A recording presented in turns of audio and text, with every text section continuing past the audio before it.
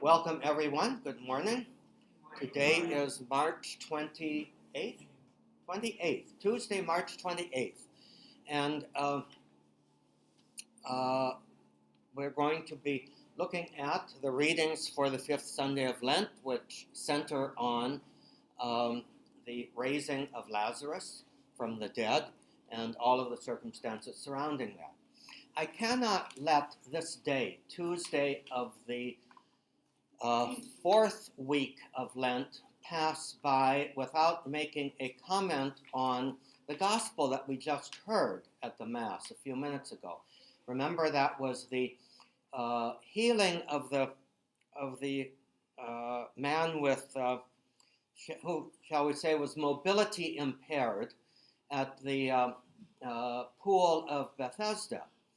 And rightly so, very often when people preach about it, as Father Jim did this morning, and preach about Jesus as the living water and the Jesus manifesting the power of God and Jesus as God, bringing forth this living water that affects this healing.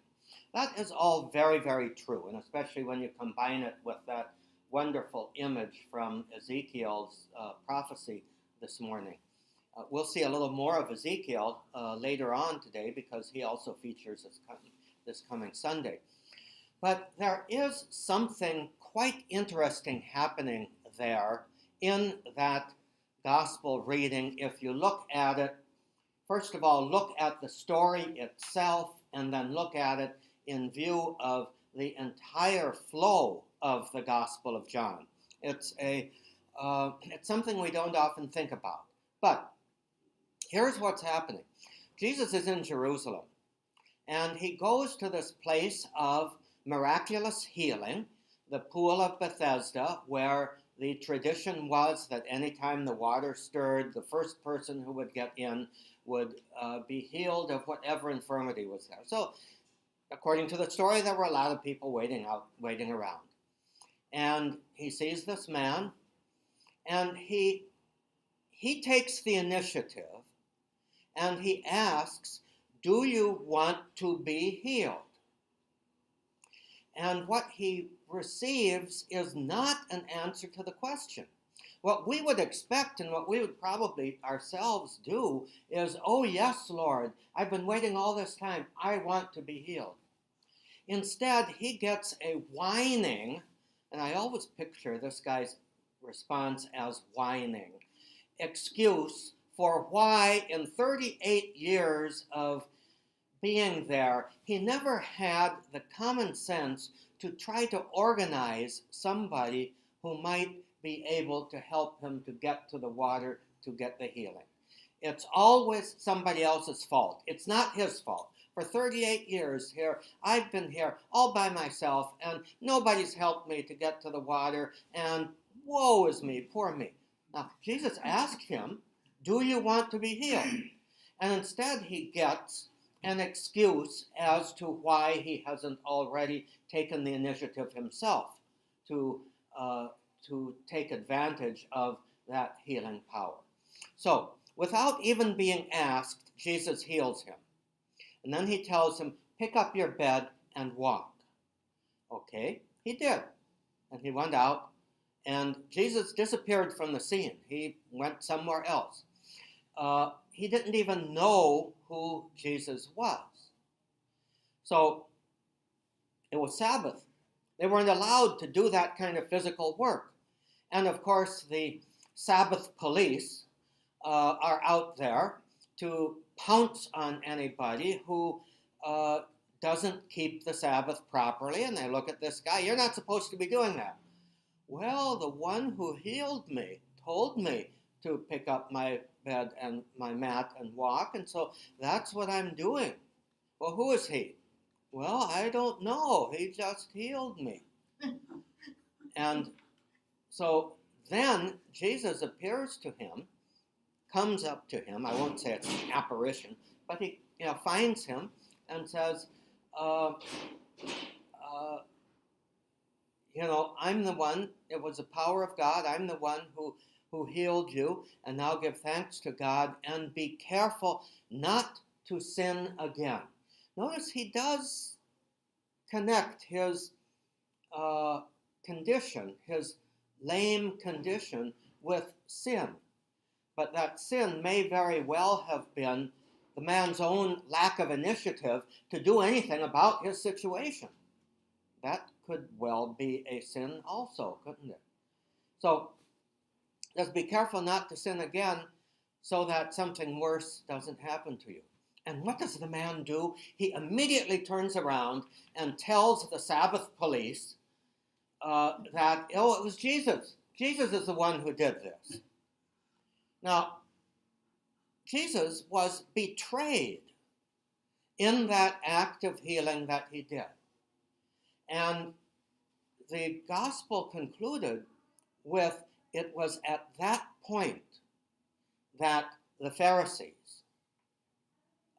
began to plot against Jesus. So, in a sense, this was a failure on Jesus' part. It was he begins his road to Calvary, if you will, with a failure.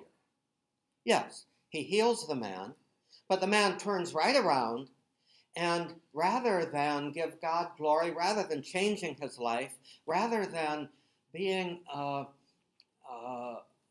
grateful for what had been done, he goes back and snitches on Jesus, and that sets the course for his road to the Passion, which today we'll see a little bit more. So, I find that particular reading to be a real turning point, and that it's helpful to understand something that's going on a little more deeply than most preachers and homilists and most Bible study people actually see it, that there is something very significant happening there that teaches us a lesson, really, that we need to do good even if it turns around and on us and we experience betrayal. So often we think, oh boy, I'm doing good, he's going to appreciate me, and then we do good for a person and they slap us in the face. That should never be a reason not to do good. In other words, we need to do good for the sake of doing good, not because we're going to get a good feeling out of it.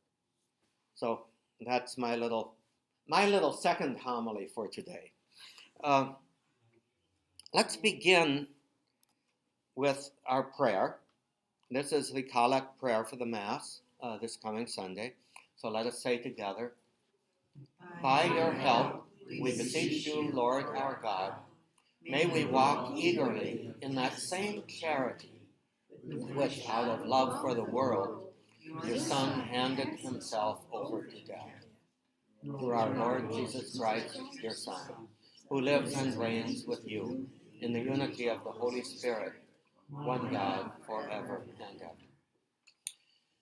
Notice that word charity doesn't mean what we usually understand by charity. Charitable works, a charity that does this or that, or doing good for others, almsgiving, that sort of thing.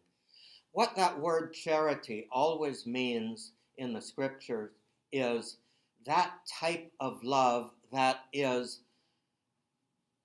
an imitation of the kind of love that God has for us and for all creation. And the love that God has is the desire for our good that will pour himself out completely for us. So when we talk about walking eagerly in that same charity, well, it's the same kind of love with which Jesus handed himself over to death. So in other words, when we hear that new commandment of Jesus, love one another as I have loved you, we are praying to be able to have that kind of love, to be able to have the kind of love that Jesus loves us with. So getting into our gospel, we're in chapter 11. Shouldn't be talking about that these days. It doesn't have anything to do with bankruptcy laws. But chapter 11 of John's Gospel, here's a little background. After the healing of the man born blind, which we had last Sunday, Jesus is still in Jerusalem. And this is for the feast of the dedication of the temple. What is the feast of the dedication of the temple? Hanukkah. It's generally regarded now as a minor feast. But, in those days, it really was a rather major feast. It was not a pilgrimage feast for the Jews, but it's obvious that it had a great deal of significance for them because it was the rededication of the temple following the destruction of the temple by the Babylonians about 600 years earlier. And so now the temple, newly renovated by Herod the Great, was so splendid that obviously they're going to be celebrating the significance of that original rededication. And the Feast of Hanukkah is in the middle of winter, about 2 months later, after the Feast of Tabernacles, that Jesus was there for the earlier time, the man born blind. And he declares, after that healing of the man born blind, I am the Son of God. So the movement that began after the healing of the man at the pool in Bethesda, the lame man, which we heard in this morning's reading and just spoke somewhat about, this takes it the next step. He declares in his discourse, I am the Son of God, and they wanted to arrest and kill him, to stone him. And so then he goes across the Jordan to where John had baptized. That was about a day's journey, but about 3,400 feet difference in elevation. Jerusalem is way up here. That place, Bethany, which is Bethany across the Jordan, was way down here. The next slide will have a map of that, and we'll show you. But the Bethany, where Mary and Martha and Lazarus lived, was about 2 miles from Jerusalem. It was very close. It was a suburb, basically. The name probably means house of suffering. We're not really sure of the etymology of it. And it's distinct from Bethany across the Jordan, which is not in Judea, but it's a day's journey, as I mentioned, probably where John was baptized, and where Jesus was when he heard about Lazarus. So here's the map showing them. Not very clear, but Bethany up above is the place of the baptism that's outlined in green, whereas Bethany near Jerusalem is where Mary and Martha and Lazarus were. This is a little bit closer picture of Jerusalem. You see, it's very close. There's the Temple Mount over on the left, the Mount of Olives, and Bethphage, where he started the journey on the donkey on Palm Sunday, which was only a week or less after this raising of Lazarus here at Bethany down to the lower right. Now, before we get into the story, another little thing about Lazarus. Who was Lazarus? Well, his name, Lazarus, is a Latinized form of the Hebrew Eleazar. So his name, if he were walking down the street and you were to yell out at him, hey, Lazarus, he wouldn't know who you were talking to. He would have to say, hey, Eleazar. Just like actually if Jesus were walking down the street and you said, hey, Jesus, he wouldn't know who you were talking to because his name was Yeshua. And it became a Greek and Latinized form of what was the original Hebrew and Aramaic. So Eleazar, which means God is my help. No relationship to Lazarus in Luke's story of the rich man, none that we can identify anyway. That doesn't seem to be parallel or anything. And Mary and Martha, Mary was not Magdalene, nor was she the sinful woman, even though she did anoint Jesus' feet when he was at dinner in the house of Simon the leper, who was also in Bethany, Luke's dinner story. Now, a word also about Jewish burial custom. Uh, Burial should take place as soon as possible after death, usually the same day or more often the following day. And we see that also with Jesus dying on the cross and the Sabbath and the Holy Sabbath of Passover being the next day. So, so Lazarus would have been buried maybe the same day or the following day after he died. So let's go into the story. Lazarus? Now a man was ill, Lazarus from Bethany, the village of Mary, and her sister Martha. Mary was the one who had anointed the Lord with perfumed oil and dried his feet with her hair. It was her brother, Lazarus, who was ill. So the sisters sent word to him, saying, Master, the one you love is ill. Now remember, communication would not have been at internet speed, but it would have been fairly fast because it was a day or less. If you were really in a hurry, it might only be 6 hours from, especially if you're going downhill, 6 hours from Bethany down to Bethany near Jerusalem down to Bethany across the Jordan where Jesus would have been. So word came fairly fast. It wasn't like it would take 3, 4, 5, 6 days for the word to get to him. So go ahead.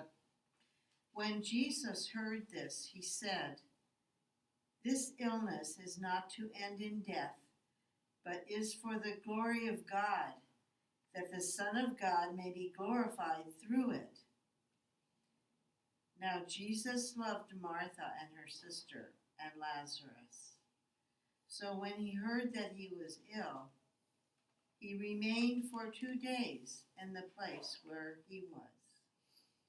Now, notice if you add up the number of days that we're going to hear, they don't seem to square. There must have been a couple of other days thrown in somewhere or other, because when Jesus gets to Bethany and the tomb, well, he was already in the tomb for 4 days. So when he gets the word of his illness, that had to be more than 5 days before the visit back to Bethany. So somewhere or other, there's a couple of extra days here. But it says here that he remained for 2 days at the place where he was. Now, I kind of like to picture, especially because of St. Luke's Gospel, where we have that wonderful story of the dinner that Martha was preparing for Jesus and wanted Jesus to tell Mary to help her and all of that good stuff. It would seem that Jesus knew this family very well, and I would suspect often when he was down in Jerusalem, he probably stayed with them. He probably visited with them. It was only 45 minutes walk from the temple to get to Bethany. So he would probably use that, and this is only speculation, but he might well use their house as a sort of a southern headquarters, a Jerusalem headquarters for where he and the disciples would stay when they were down there. So obviously he knew them, he loved them very much, and an interesting little turn of phrase here. Jesus loved Mary and Martha and her sister and Lazarus. So, therefore, when he was ill, he stayed for another 2 days. In other words, he loved them so much he didn't go immediately. And that sounds a little strange to us, but the way it turns out. Then, after this, he said to his disciples, Let us go back to Judea. The disciples said to him, Rabbi, the Jews were just trying to stone you, and you want to go back there? 2 things to notice here, one of which is, even though it is a day or less journey on foot from where Jesus was to where Lazarus was, it was in a different province, and the Judeans from Jerusalem did not much associate with the folks way down there in the valley. In fact, when John the Baptist is baptizing down there, it seemed to be kind of unusual for people to be coming out into what they regarded as the wilderness down there to be baptized. So when they this is the second point, when they referred to the Jews, and this very often is found this way in the Gospel of John, there is kind of an anti-Semitic sentiment to it, because at the time it was written, there was great enmity between the disciples of Jesus who were now in their second and third generation, many of them non-Jews. They were being regarded by the Jews as traitors, and the Christians were regarding the Jews as those who refused to accept the appearance of God in the Messiah when he came. So there was bad blood already a generation or so after the time of Jesus.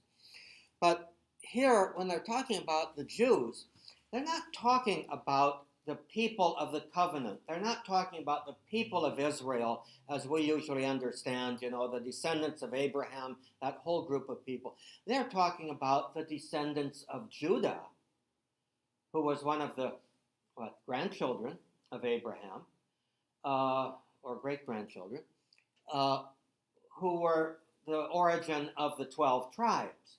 And the tribe of Judah is the one that took dominance in the south and became, Jerusalem and Judea and its environs. So these were a very specific group of the people who claimed Abraham as their father.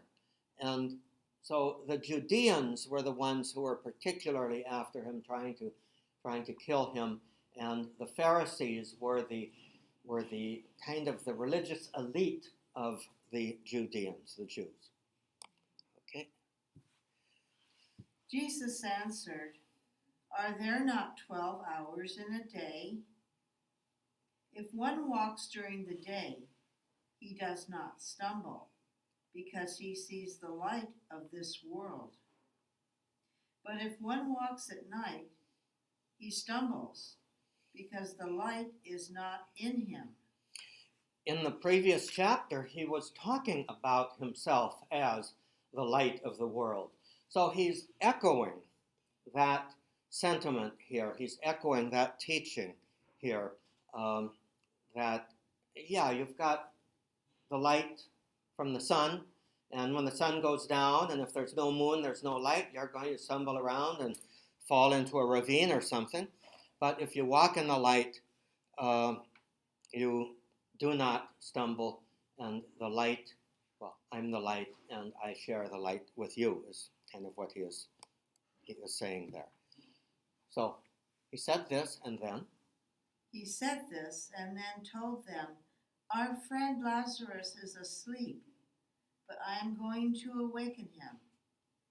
So the disciples said to him, "Master, if he is asleep, he will be saved."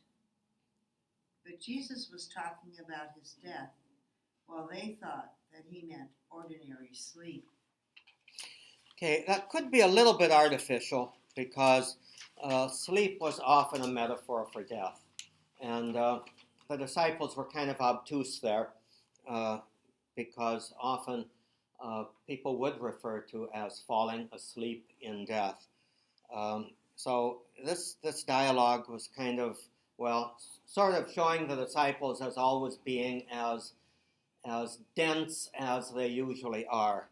And Jesus has to keep pulling them along. Okay?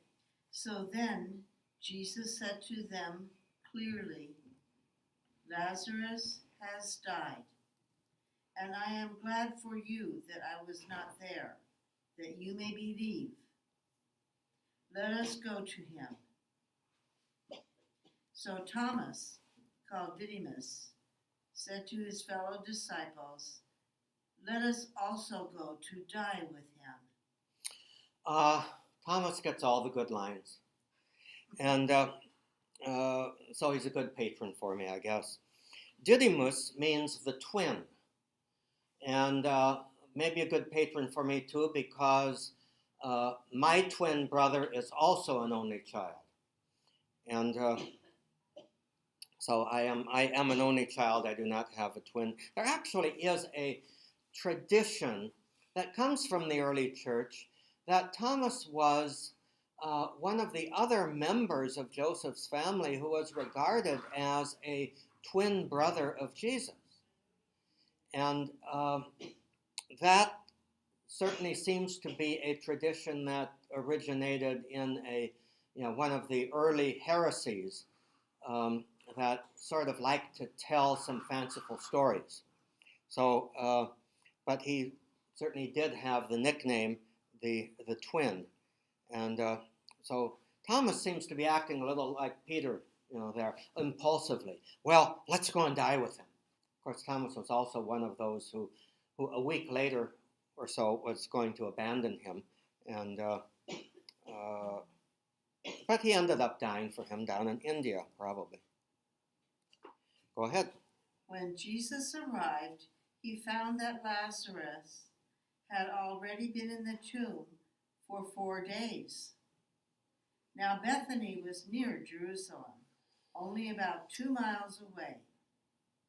And many of the Jews had come to Martha and Mary to comfort them about their brother. You see how the time seems to be a little bit skewed there, and so there's a couple of extra days that don't seem to be accounted for, but that's okay. If the timing went just the way that we would see it in the earlier part of the gospel, he would only have been dead for 2 or 3 days, but he was already in the tomb, probably the day after he died, for 4 days. When Martha heard that Jesus was coming, she went to meet him, but Mary sat at home. So she went out. She seems to be the practical one, and probably wanted to get to Jesus first to warn him that Mary was taking it very hard, or to chide him privately. Why didn't you come when we told you? And but she ends up basically by saying, I know that whatever you ask of God, God will give you. Now, there is no other incident in John's gospel about Jesus raising anybody else from the dead. We know about the official's daughter whom he raised from the dead, and the son of the widow at Naim whom he raised from the dead, but those are in the other gospels, not in John. So this is sort of the culmination of the signs that Jesus worked with the various other miracles, starting with water into wine at Cana, and then moving on, each one a little more significant, culminating in this restoration of life. Okay, moving on. Martha said to Jesus, "Lord, if you had been here, my brother would not have died. But even now, I know that whatever you ask of God, God will give you." Go ahead. Jesus said to her, "Your brother will rise." Martha said to him, "I know he will rise in the resurrection on the last day."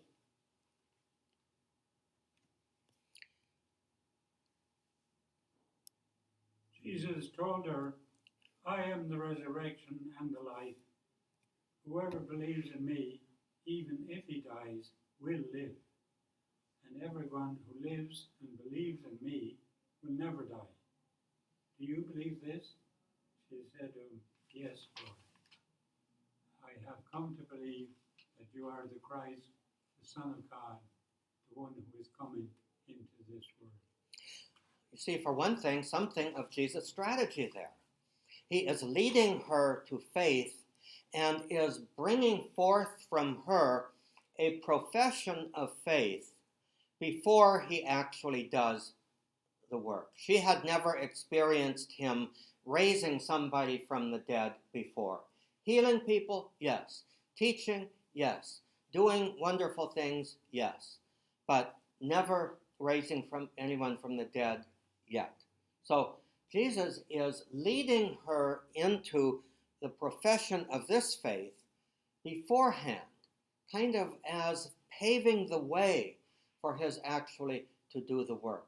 And you'll notice Jesus often does that in these other miracles. He kind of conditions the performance of a miracle, a healing, bringing forth the power of God, kind of conditions that on people preparing the way by faith, without seeing it, without having experienced it yet. They come to believe, yes, this is the work of God happening here. So, go ahead. When she had said this, she went and called her sister Mary secretly, saying, "The teacher is here and is asking for you." As soon as she heard this, she rose quickly and went to him. For Jesus had not yet come into the village, but was still where Martha had met him. So Jesus stays there. Martha goes in, meets Mary, calls her out, and then, how about the people around?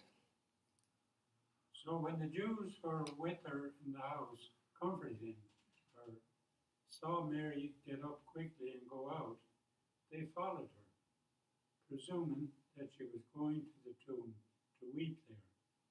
When Mary came to where Jesus was and saw him, she fell at his feet and said to him, "Lord, if you had been here, my brother would never have died." Now notice at this point, Jesus does not repeat all of the stuff that he told to Martha. He simply lets Mary's statement, shall we say, of pre-faith. I believe that you could have healed him from his illness. He would not have died if you had been here. But what he responds to is her, not so much her faith, which is still not quite formed, but to her need, her sorrow, her weeping. And notice how he responds to it. When Jesus saw her weeping, and the Jews who had come with her weeping, he became perturbed and deeply troubled, and said, "Where have you laid him?" They said to him, "Sir, come and see." And Jesus wept. So the Jews said, "See how he loved him."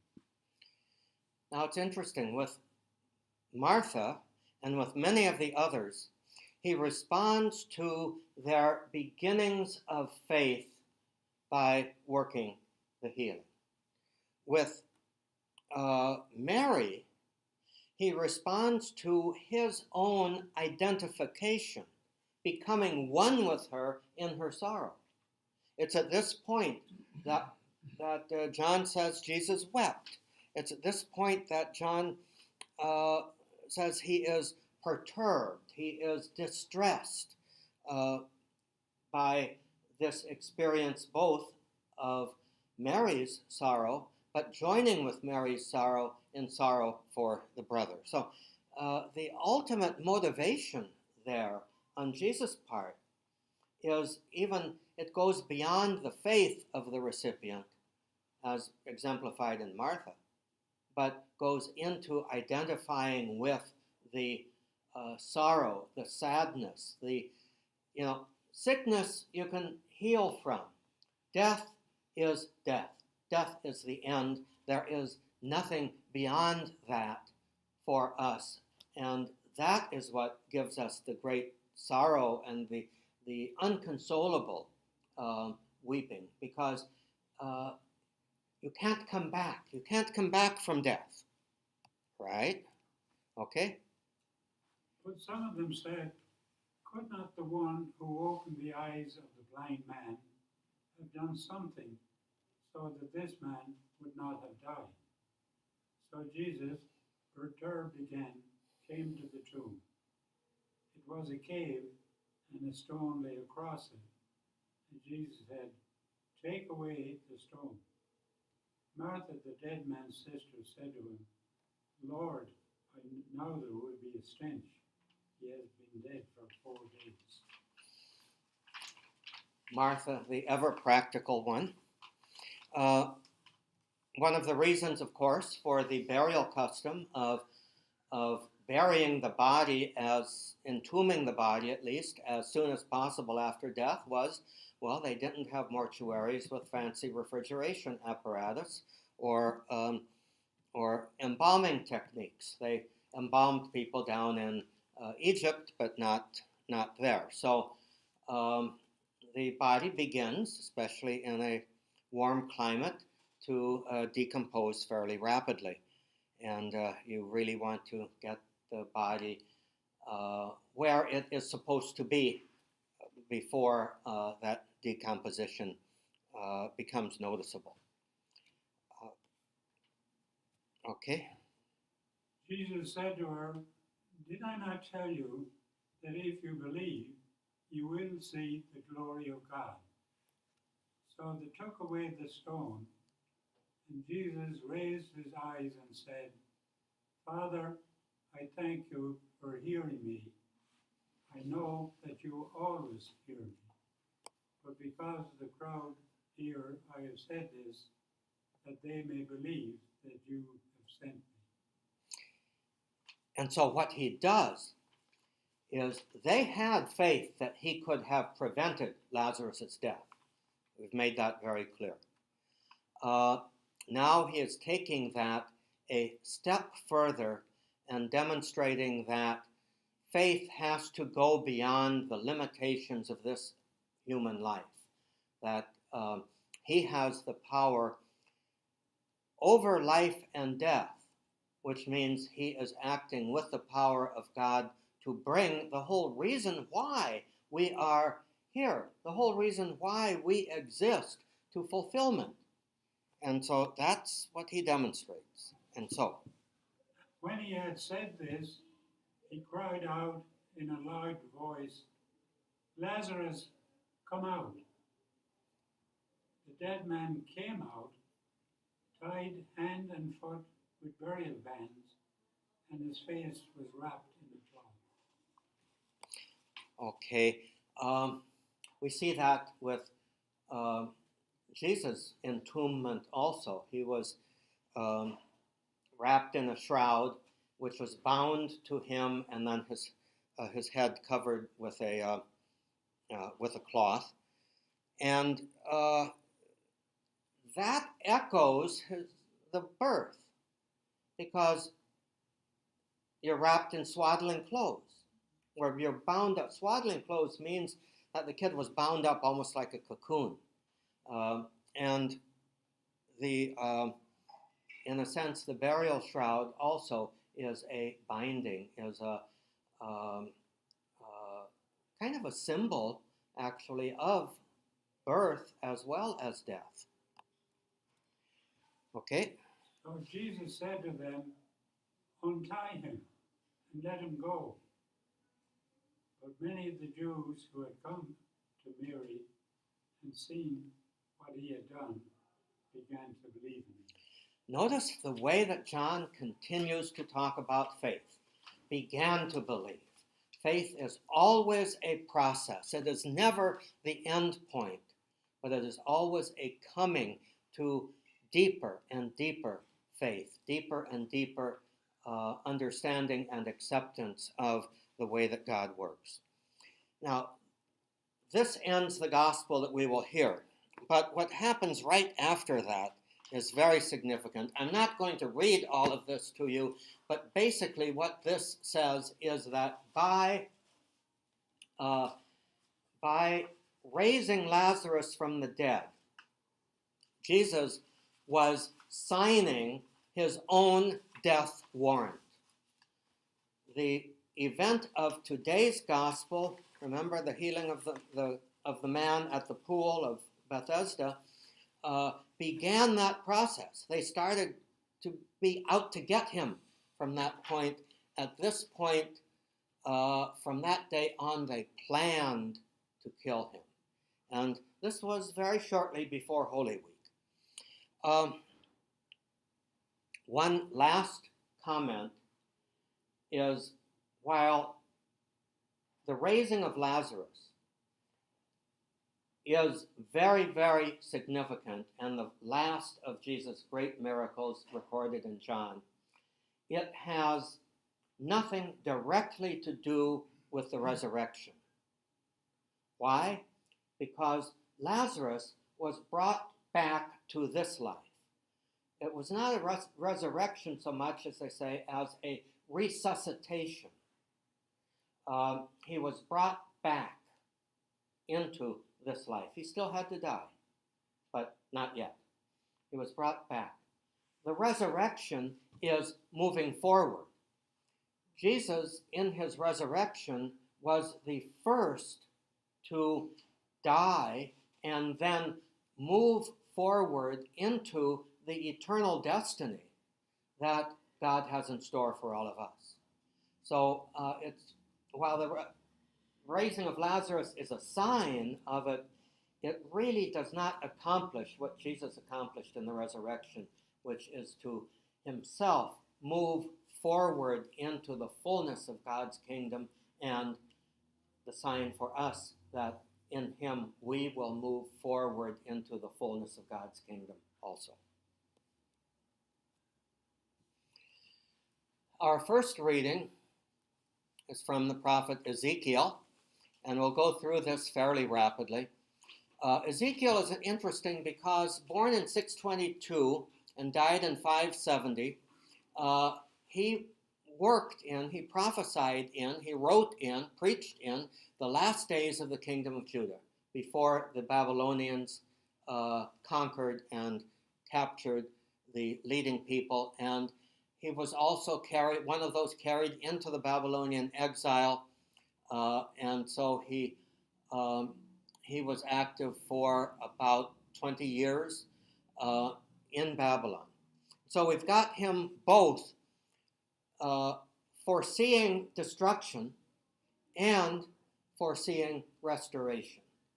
And the thing that I love about Ezekiel is that he has this wild, vivid imagery that it's wrong, really, I think, to try to take too literally.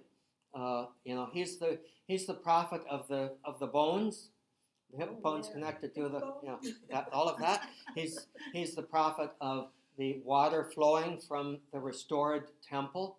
He's the prophet of a number of other images. The flaming wheel, for example, and the chariot, and that sort of thing. It's fascinating reading. It's almost science fiction. In fact, there are those who, taking Ezekiel too literally, say maybe he was an alien, or maybe he was describing the visit of aliens in a flying saucer, because the way he described these heavenly visions was sort of like flying saucer. On the other hand, it might have been a migraine aura condition too. I have those. Yes, me too.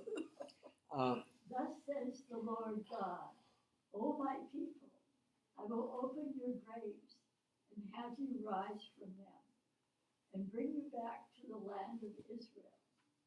Then you shall know that I am the Lord, when I open your graves and have you rise from them, O my people. Now, what he's referring to there in the graves, as the grave, is that captivity in Babylon. The people felt that their identity as the people of God was completely destroyed, wiped out, that it was dead. And their identity as people were dead. So the Lord says through Ezekiel, I will open your graves and have you rise. and restore you to Jerusalem. But notice, bring you back, not bring you forward, bring you back. Bring you back to the glory that you had. Okay? I will put my spirit in you that you may live, and I will settle you upon your land. Thus you shall know that I am the Lord. I have promised, and I will do it, says the Lord. Yes, and key there, significant, is I will settle you upon your land. The land that was yours is still yours, even if it's been destroyed and occupied by an enemy people. It will be yours. I will settle you back on your land. I have promised, and I will do it, says the Lord. Okay. The second reading from Romans, this will be brief also. Remember that the letter to the Romans was written by Paul to the Romans whom he had not yet met. All of the others were written to people that he had established the churches. The Roman church was probably made up mainly of Jewish Christians who they were Jews of the diaspora, and somebody else, and we don't know who, had established the church or churches there in Rome. They were of Jewish origin, so that he had to speak to them in their language, connecting the old law with the new law of Jesus Christ. And he had to do that with a lot of tact. Why? Because he wanted something from them. He needed their support. He wanted to go to Spain. After going to Rome, he wanted to go to Rome to get support to be able to carry on his mission to Spain. As far as he knew, Spain was the last outpost of the world. Once the gospel had gotten to Spain, then the whole world had been evangelized as far as he knew, because all he knew was the Mediterranean world.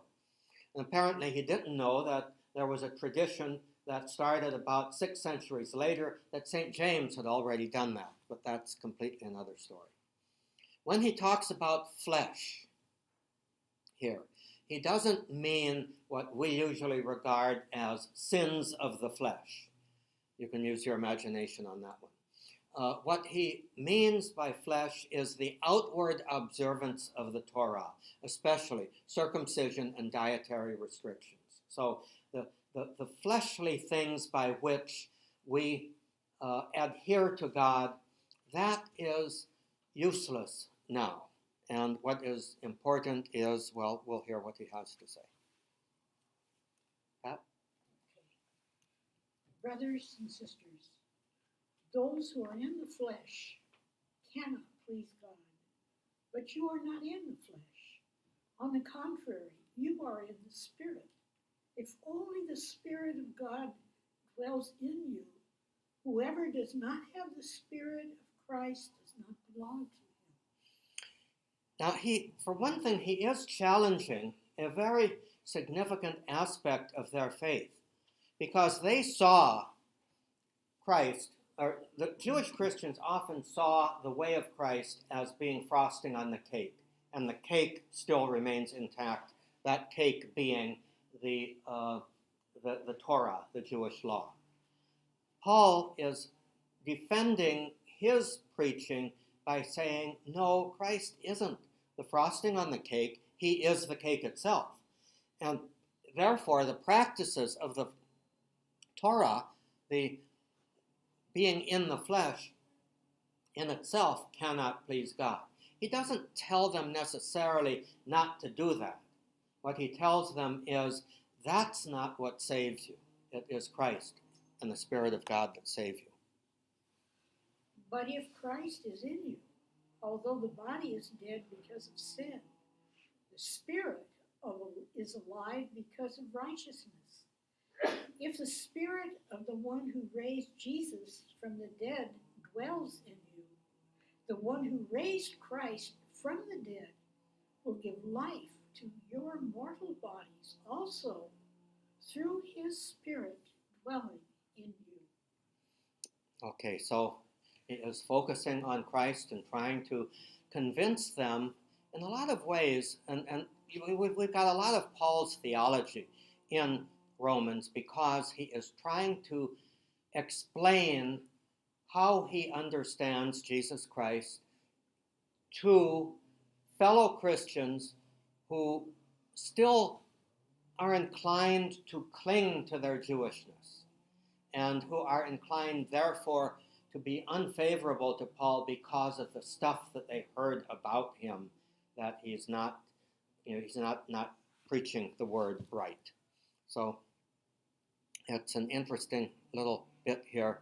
The one who raised Christ from the dead will give life to our mortal bodies too. That's, I think, the heart of the faith, and through his Spirit. One saint, and then we'll be finished. Saint Isidore of Seville, next Tuesday, a week from today. Saint Isidore of Seville. He lived in the 6th century, early 7th century. He was a bishop and scholar in Spain, and he promoted learning.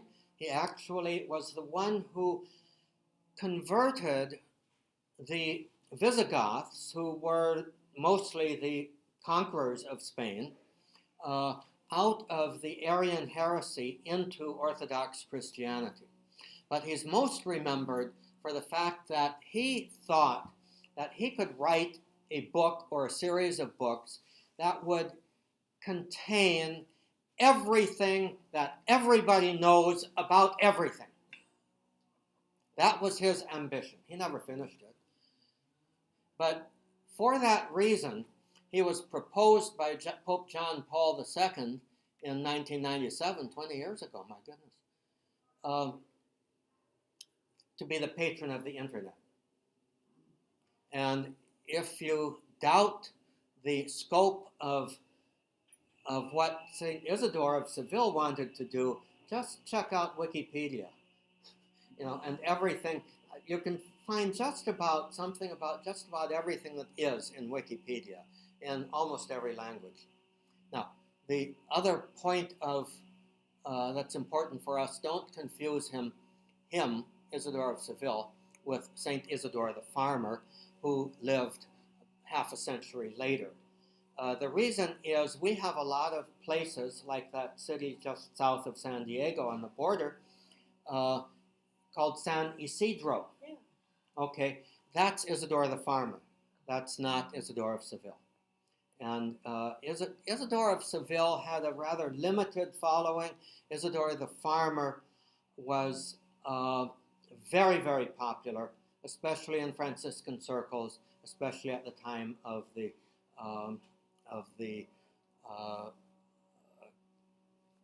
coming to discovery of the New World. So Isidore the farmer, who was a very simple, humble laborer, worker, and is actually the patron of the United States Farm Workers. The U.S. Catholic Conference declared him the patron of farm workers. So here is Isabel of Seville with all of his books around him. And so thank you very much for your kind attention.